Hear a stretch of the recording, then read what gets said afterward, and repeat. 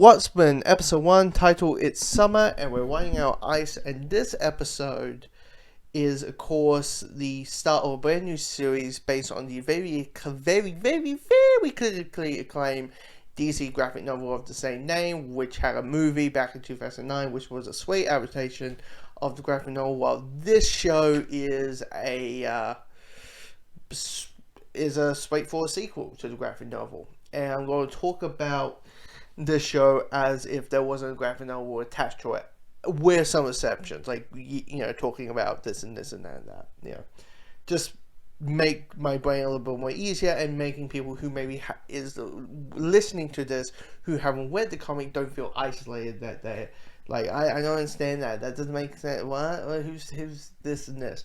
Anyway, but as a first episode of a show, just in general, what I really enjoy is the world building. I really enjoy the world building of this episode, just setting up the world, what the world is, not just what the world looked like after the events of Watchmen, but what happens to law enforcement now.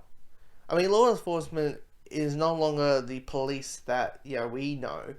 Law enforcement are basically masked vigilantes who wear yellow socks over their face and hiding their identities, so they don't so people don't know who they are, and so they don't hunt them down and tell things happen, because they hint that something happened, but we don't know what, and which I assume later in the remaining 8 episodes we'll find out.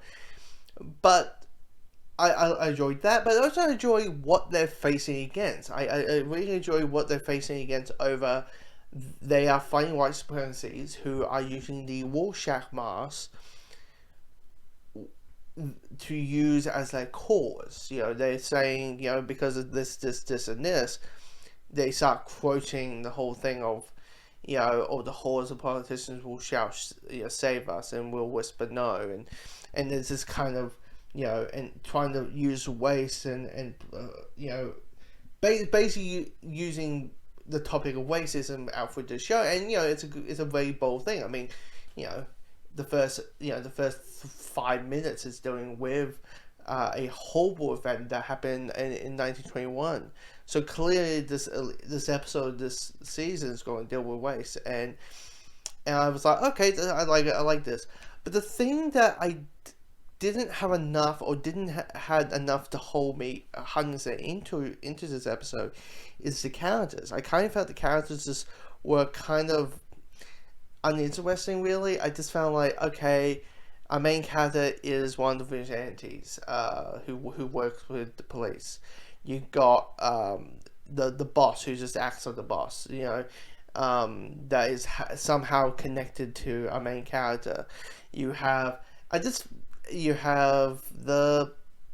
and that, and it's basically, so far the characters are just the characters by title name only, and I was like, because that whole thing is, and I assume it's the whole thing of Severance Wide, first episode, this is who they are, and then when we dial into it, it'll be, and the characters will get richer and richer and richer till the finale, and we're like, oh my god, we need a season 2. I know they're kind of just taking one thing at a time, so we can't just assume there's a season 2, but oh my god, we should, I get it, but it's that whole thing of like, I just wanted the characters to grab me more. But yeah, I mean, here's the thing, if you're a fan of the graphic novel, there are little hints and winks, like, raining squids, which I was like, oh yeah, raining squids, that's something I never thought of, and all that kind of stuff. Jeremy Irons as Archimedes is really well done. He's probably, except the first 5 minutes of the episode, his scenes are probably the best part of the episode. But yeah, I mean, I'm going to watch the amazing, the other 8 episodes. It's only 9 episodes this season, or this show will have. So yeah, I'm going to check it out. But so far, it's just, for me, I just love that world building. Just I wish the characterization were in a little bit more.